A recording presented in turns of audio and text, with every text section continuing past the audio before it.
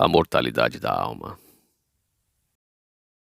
Para compreendermos o que é a alma e como ela é constituída, devemos de recorrer ao manual que nos fora deixado por Deus, o Criador, que é o livro de Gênesis.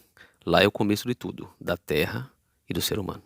No livro de Gênesis, capítulo 2, verso 7, nos é dito que Deus criou o homem e nos dá informações precisas quanto à natureza humana. Vejamos. E formou o Senhor Deus o homem do pó da terra, e soprou em suas narinas o fôlego da vida, e o homem foi feito alma vivente. Notemos neste texto que o homem estava formado do pó da terra, mas sem vida, e que passou a ter vida quando lhe fora soprado nas narinas o ar ou o fôlego de vida. Depois disso, nos é dito que o homem passou a ser alma vivente. Portanto, nós somos almas viventes, e não temos uma alma dentro de nós. Esse conceito de alma desencarnada, reencarnação, vida após morte, não é ensino bíblico, e sim pagão, pois encontramos tais ensinos em todas as culturas antigas que eram consideradas pagãs. A imortalidade da alma fora muito difundida pelos filósofos do Império Grego, e Roma, após conquistar o antigo Império Grego, adotou tal ensino filosófico chegando até nossos dias.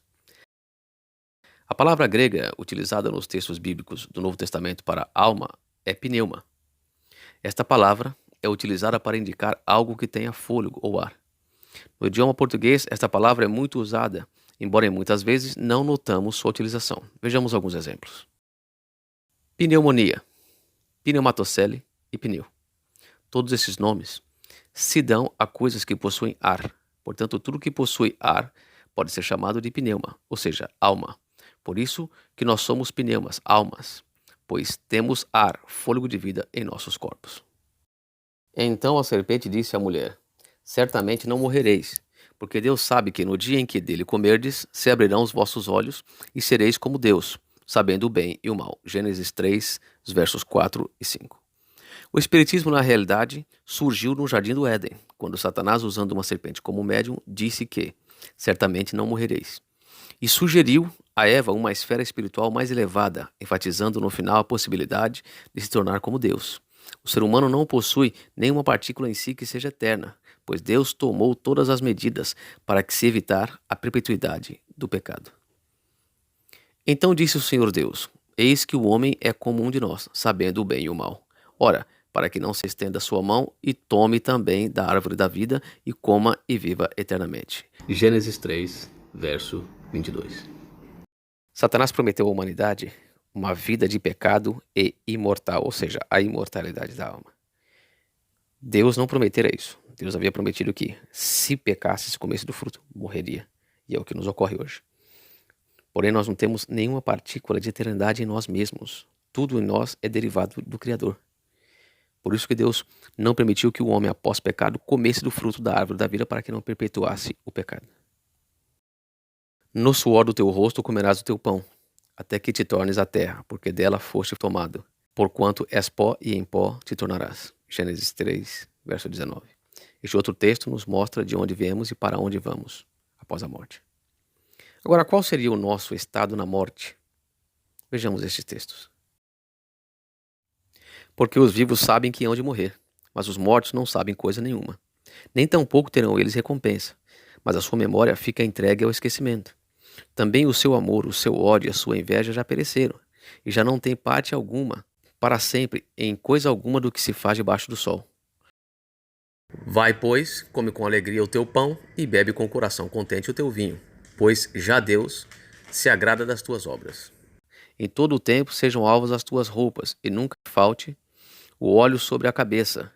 Goza a tua vida com a mulher que amas, todos os dias da tua vida vã, os quais Deus te deu debaixo do sol, todos os dias da tua vaidade.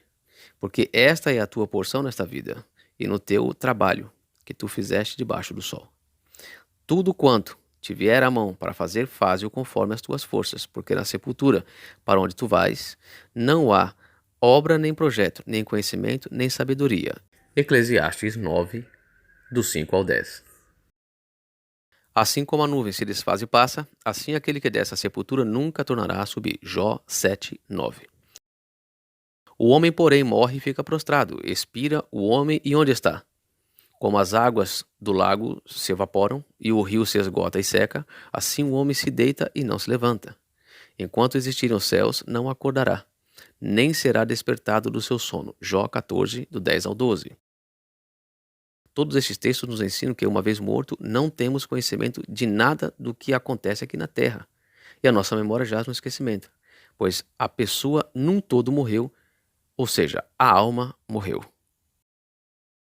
Eis que todas as almas são minhas, e como o é a alma do Pai, assim também a alma do Filho é minha.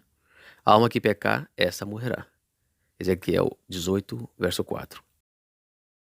A alma morre. Deus tem um plano melhor para nós do que a reencarnação. E esse plano consiste na trasladação, onde a pessoa é levada para o céu sem passar pela morte. E a ressurreição, onde as pessoas mortas voltam a viver. E temos vários exemplos disso na Bíblia. A trasladação ocorreu com Enoque e Elias. Andou Enoque com Deus e já não era, porque Deus o tomou para si. Gênesis 5, 24.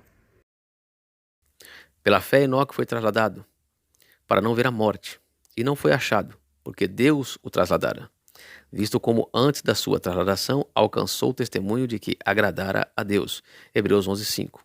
O profeta Elias também fora trasladado. Sucedeu que, indo eles andando e falando, e eis um carro de fogo, com cavalos de fogo, os separou um do outro, e Elias subiu ao céu num redemoinho. 2 Reis 2, 11. Moisés passou pela morte e foi ressuscitado pelo Senhor, e há muito tempo se encontra no céu. Assim morreu ali Moisés, servo do Senhor, na terra de Moabe, conforme a palavra do Senhor, e o sepultou num vale na terra de Moabe, em frente de Bet-peor. E ninguém soube até hoje o lugar da sua sepultura. Era Moisés da idade de 120 anos quando morreu. Seus olhos nunca se escureceram, nem perdeu o seu vigor. Deuteronômio 34, 5 a 7. O não escurecimento das vistas e perda de vigor representa que o corpo de Moisés não passou pela deterioração, ou seja, não ficou muito tempo retido na sepultura. Então podemos entender que Moisés fora ressuscitado por Deus, mas a Bíblia que deve explicar isto. Vejamos. No entanto, a morte reinou desde Adão até Moisés, até sobre aqueles que não tinham pecado à semelhança da transgressão de Adão, a qual é a figura daquele que havia de vir. Romanos 5, 14. Este texto nos dá a informação adequada de que a morte reinou de Adão até Moisés, pois todos os que morreram antes de Moisés ainda estão retidos na sepultura, mas Moisés fora ressuscitado e assim a morte fora destronada. Como prova disso, foi que Moisés e Elias apareceram no Monte da Transfiguração com Jesus. E aconteceu que, quase 8 dias depois dessas palavras, tomou consigo a Pedro, a João e a Tiago, e subiu ao monte a orar. E estando ele orando, transfigurou-se a aparência do seu rosto, e a sua roupa ficou branca e muito resplandecente.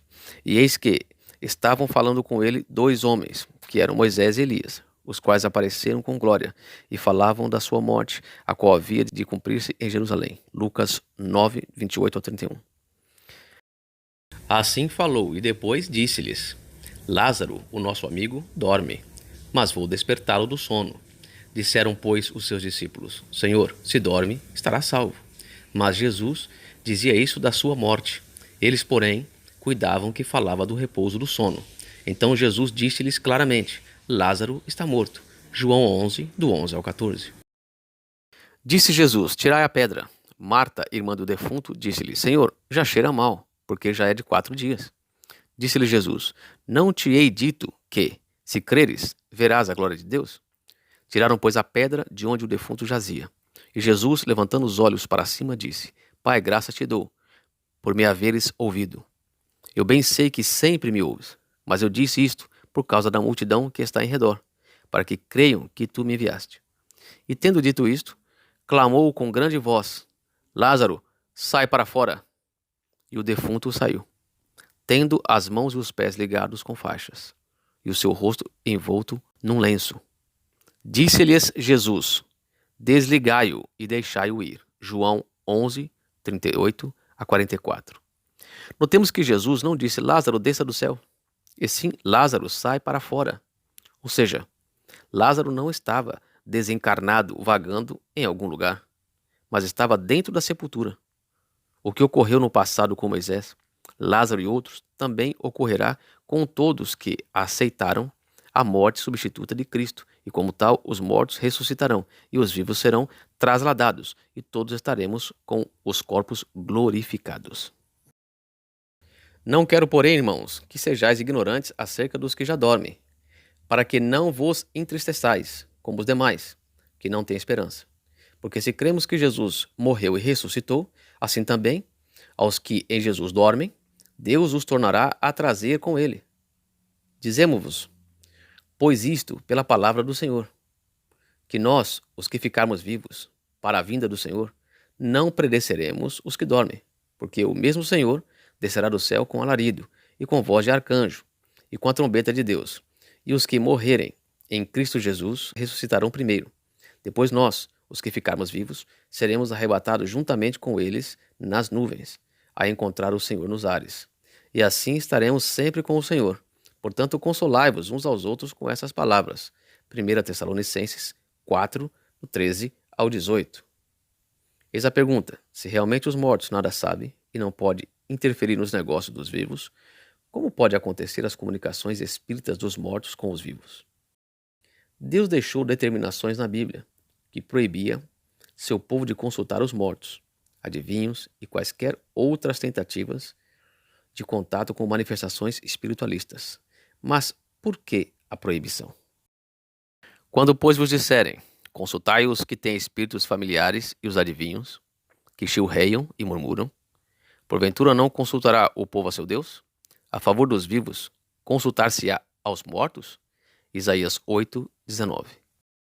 Simples. Nós temos um inimigo muito sagaz, que se esconde, não mostra sua verdadeira face, pois se assim o fizesse, poucos aceitariam se colocar ao seu lado. Assim como não se revelou a Eva no Éden e usou uma serpente como médium, hoje se esconde no nome das pessoas falecidas, a ponto de imitar perfeitamente seus gestos, sua voz, e como conhece bem a vida do falecido, fala de coisas que o mesmo viveu, que nos impressionam tamanha precisão. O Espiritismo é a obra mestra de engano de Satanás, pois através do mesmo ele tem apanhado o mundo nos seus enganos.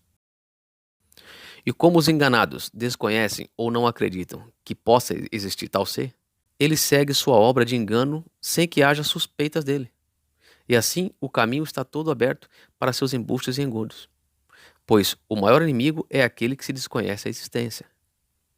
Não descreio das pessoas que dizem ter visto OVNIs, ou ter visto pessoas falecidas, mas o que elas realmente viram foram anjos caídos que se disfarçam de ETs e de pessoas falecidas, para que se creia nessa mentira.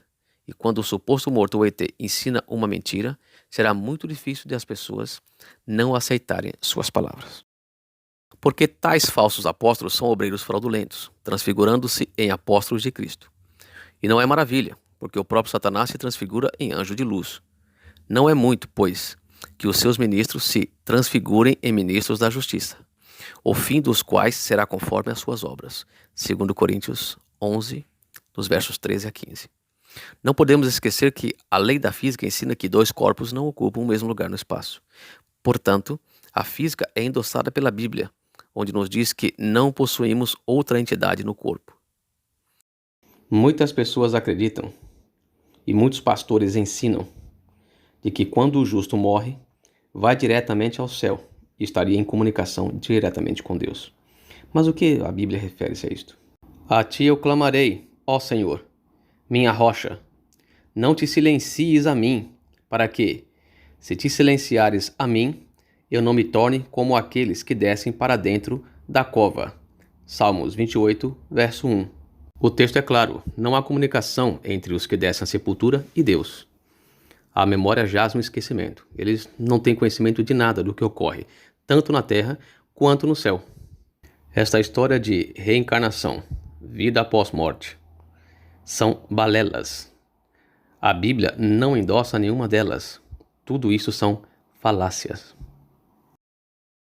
Que Deus nos abençoe a fim de que possamos aceitar a verdade sobre a natureza humana. Verdade esta que nos diz de onde viemos, para onde vamos e o que somos. Somente a Bíblia nos fornece a verdade sobre a nossa criação, como fomos criados e o que somos. Crendo nos relatos bíblicos, não cairemos nas falácias e fábulas do espiritismo ou paganismo. Fiquemos com a verdade. Que Deus nos abençoe. Amém.